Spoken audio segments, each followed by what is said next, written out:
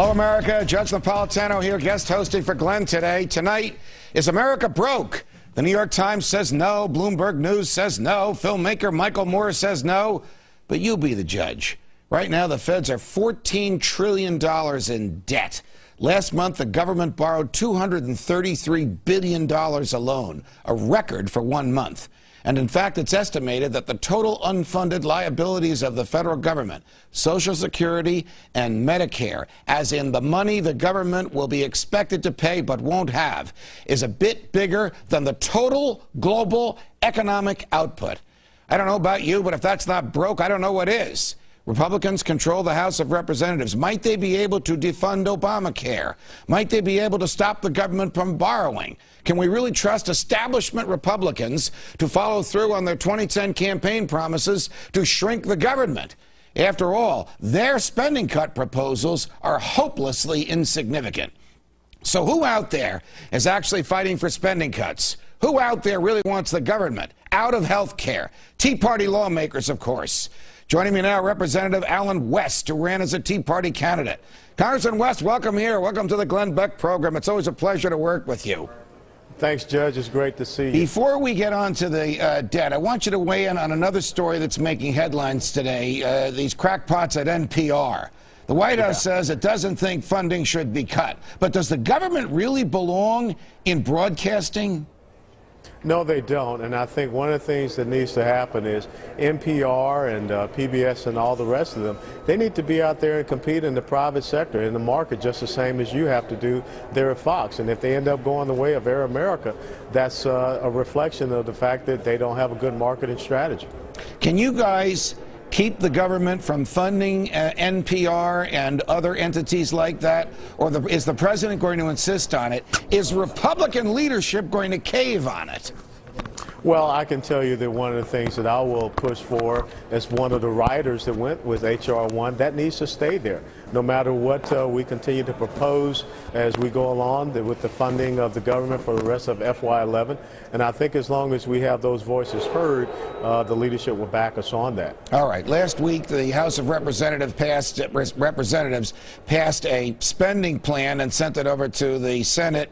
Today, the Senate rejected a Republican spending plan, and it rejected a Democratic spending plan. What happens next? Are we up for another one of these ridiculous continuing resolutions, a fancy phrase for you can fund the government for another 2 weeks but no longer?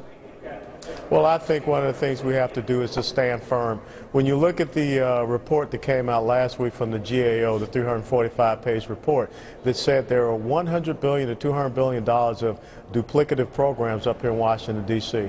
When you look at the exorbitant amounts that we're spending on foreign aid, when you look at this report that's going around about the State Department spending American taxpayer dollars to refurbish mosques in the Islamic world, we've got a serious problem with the spending up here in Washington, D.C.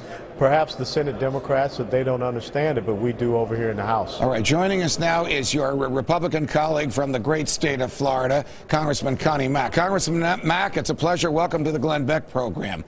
Great to be with you, Judge. Does the Republican leadership in the House understand the true dangers that we face, the precipice that we're looking into, how enormous this debt is, and how this may be their last great chance to settle the debt issue? Or they want to go forward with some kind of a compromise with the Democrats in the Senate and the Democrat in the White House?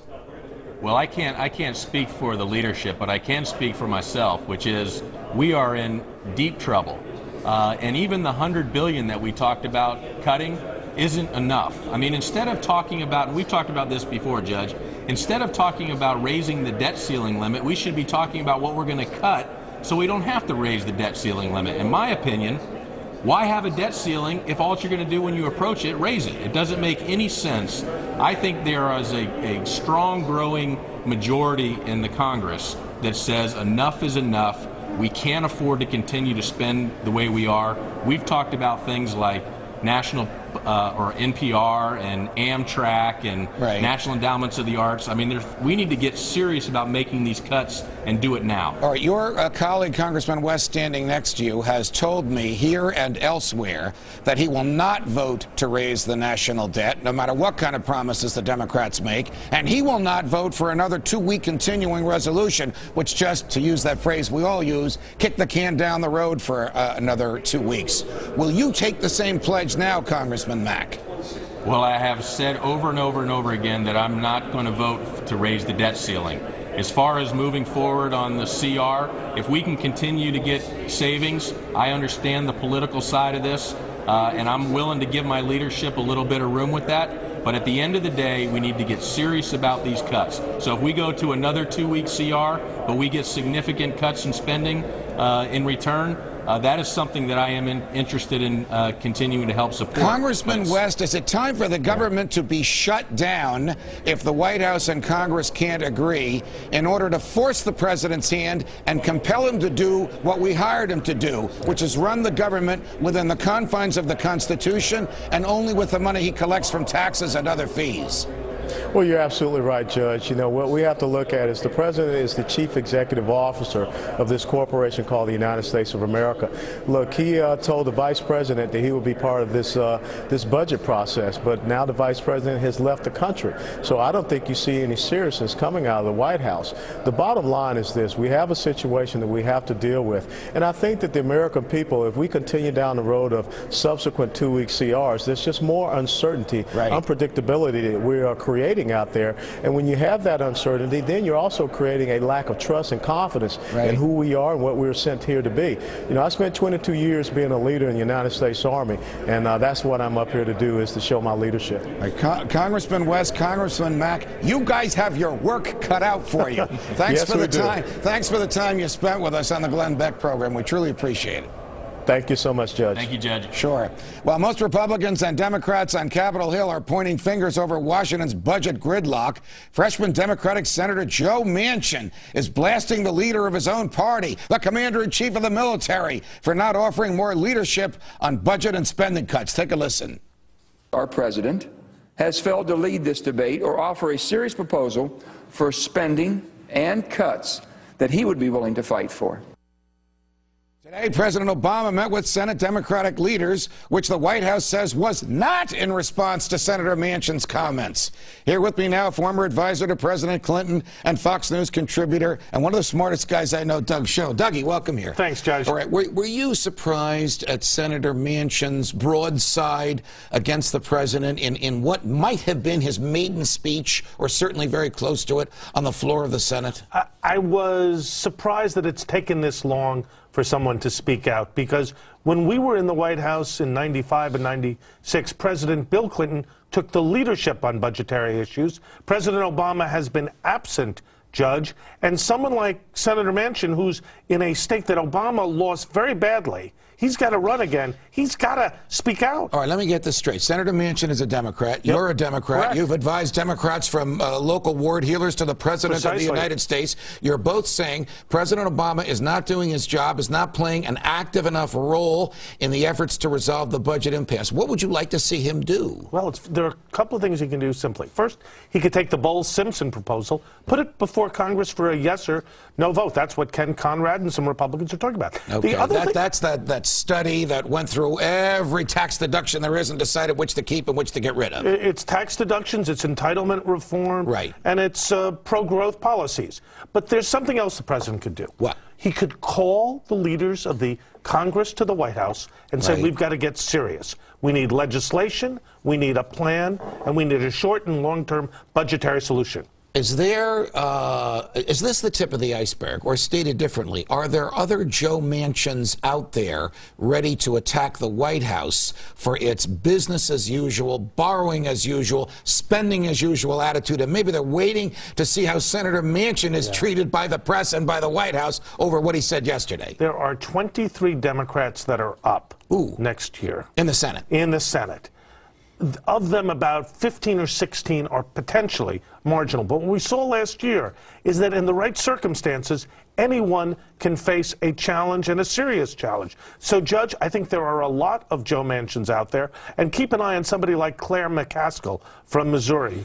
Deeply, deeply vulnerable. Before you go, why'd they send Joe Biden out of the country? I thought he was the one that was mediating. I don't know how a Democrat mediates a dispute between Democrats and Republicans, but he was the one that was supposedly mediating all this. Well, he'd been in the Senate, you know, since 1973, so presumably they felt he could get it done. But this was, quote, a long-planned trip, Judge. It was not timed ideally, that's for sure. All right, what do you think happens? My sense is Does the government shut down? No, I don't think so. More continuing resolutions, more serious financial problems, and yes, we're going to head inexorably towards recognition of bankruptcy. Doug Schoen, you're very kind to join us here. Judge, Thanks very much. Turning to today's other big story, NPR CEO Vivian Schiller has resigned. This, of course, comes only one day after the release of an undercover video showing NPR fundraiser Ron Schiller, no relation to Vivian, bashing conservatives and members of the Tea Party movement, calling them racist, and questioning whether or not NPR even needs federal funding. Ron Schiller has also resigned from NPR. He thought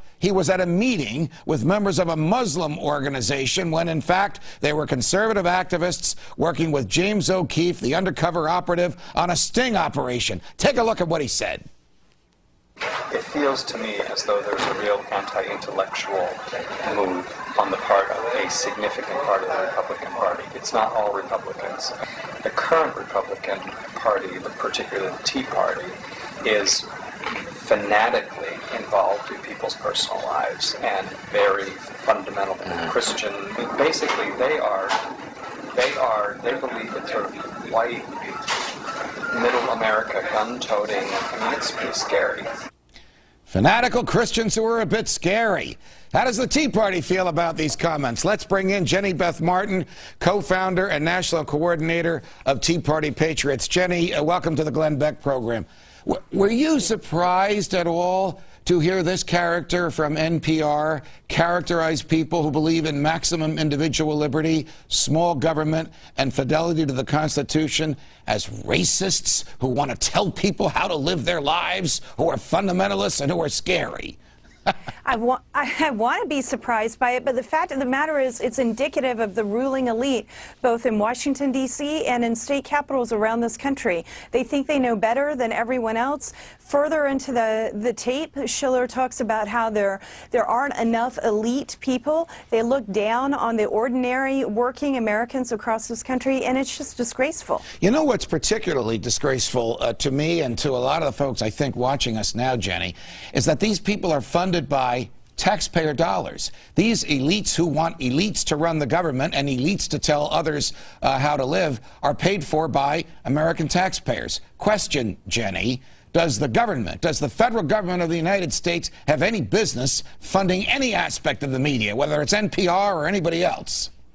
I don't think they do. I think we've certainly outgrown the need for that. There are plenty of options for news on internet, cable channels, all sorts of other options. And the fact of the matter is the NPR executive said they don't even need the taxpayer funding. And you just were talking about how we're in a mess financially in this country, so I see it's time to cut the funding. And why is the White House, in your view, so insistent, so demanding, so forceful that the NPR funding stay in there? I mean, this is a relatively small amount of money in the president's enormous, out-of-control, bloated $3.7 trillion budget. It's the principle for those of us who believe in the Constitution. What's the principle on the other side? What does the president want out of this? What do the Democrats like about it? I don't know what they want out of it, except the more of our taxpayer money they have to spend, the more power they feel like they have. But really, the Constitution, it gives us, the people, the power, and we're not going to put up with this any longer. All right. Just a few moments ago, we had two members of Congress on, of whom I am very fond, and I think most of the folks watching us now are fond, both Tea Party Republicans, Alan West from Florida and Connie Mack from Florida, both saying they are not going to vote to raise the debt limit. They're not crazy about extending government authority to spend money for another 2 weeks. Question, will the Republican leadership in the House recognize that it would be the leadership of the minority, not the majority, had it not been for the Tea Party?